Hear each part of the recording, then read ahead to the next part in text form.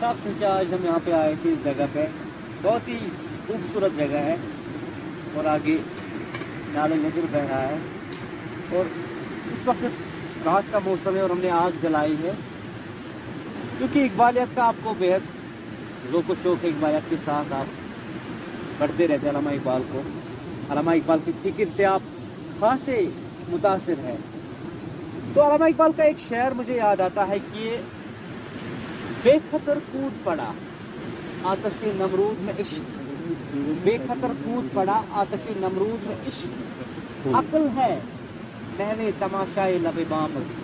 تو یہ جو شعر ہے علامہ اقبال کہتے ہیں کہ بے قدر کود پڑا آتش نمرود میں عشق کود پڑا۔ تو یہ کچھ آپ اس بارے میں کچھ تبصرہ کیجیے۔ علامہ اقبال کی جو شاعری ہے اس میں عقل اور عشق ان دونوں کو اکثر کمپیئر کیا گیا ہے، کشمکش ایک ایڈورسری کی طرح دکھایا گیا ہے۔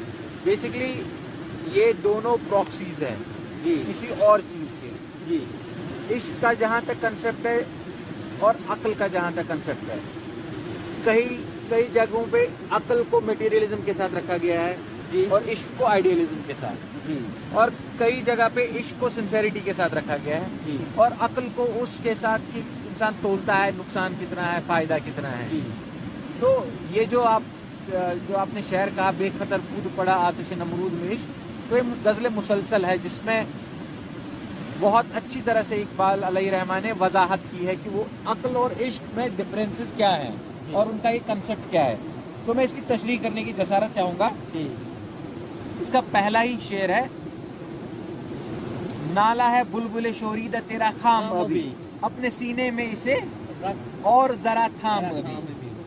تو یہ بیسکلی تمہید باندھ رہے ہیں کہ آگے کیا کہنے والے ہیں۔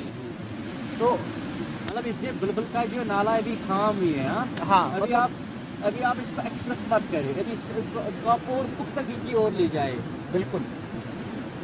تو اس تمہید باندھنے کے بعد کہتے ہیں پختہ ہوتی ہے اگر مصلحت اندیش ہو عقل، عشق ہو مصلحت اندیش تو ہے خام ابھی۔ عقل ہمیشہ مصلحت اندیش ہوتی ہے کہ اگر یہ کرے تو یہ ہوگا، کاسٹ ہوگا، یہ بینیفٹ ہوگا، یہ پرو ہوگا، یہ کون ہوگا، یہ عشق وہ نہیں دیکھتا ہے۔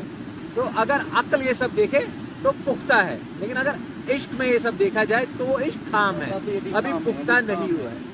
کیونکہ عشق کا کام ہے کہ عشق دیکھتا نہیں ہے، عشق جو راہ صحیح ہوتی ہے کہ اس میں عشق اپنے امتحان دینے کے لیے تیار رہتا ہے۔ ہاں، عشق تولتا نہیں ہے، عشق وہ رستہ ہے جہاں پہ اگر آپ کو ٹھوکر بھی لگے تو وہ ٹھوکر بھی آپ کے لیے پیاری لگتی ہے، اور جتنی ٹھوکریں لگے عشق میں اتنا اچھا ہے، اتنی پختگی آتی ہے۔ ہاں بالکل۔ تو اسی کا اگلا شعر ہے، بے خطر کود پڑا آتش نمرود میں عشق، عقل ہے محو تماشائے لب بام ابھی۔ تو ابراہیم علیہ السلام کا وہ جو تاریخی واقعہ ہے، تو یہی غزل مسلسل جو آپ ہاں یہ غزل مسلسل ہے، پہلے شعر سے ان دونوں کو کمپیئر کر رہے ہیں اور اب نتیجے کے نہیں آخر تک جائے گی یہ غزل۔ تو عقل اور عشق کا جو کنسیپٹ ہے، اب اس میں ہسٹوریکل ایگزامپل دے رہے ہیں علامہ اقبال کہ دیکھیں جیسے ابراہیم علیہ السلام تھے تو ان کو جب سامنے آگ میں کودنا پڑا تو بے خطر کود پڑے، ٹھیک ہے نا۔ تو وہ عشق تھا جس کی وجہ سے وہ کود پڑے، کیونکہ انہوں نے عشق سے کام لیا۔ اور اگر عقل سے کام لیتے تو عقل تو دیکھتی ہی رہ جاتی کہ آگ میں جائیں گے تو جل جائیں گے، عقل تو پروز اینڈ کونس دیکھتی۔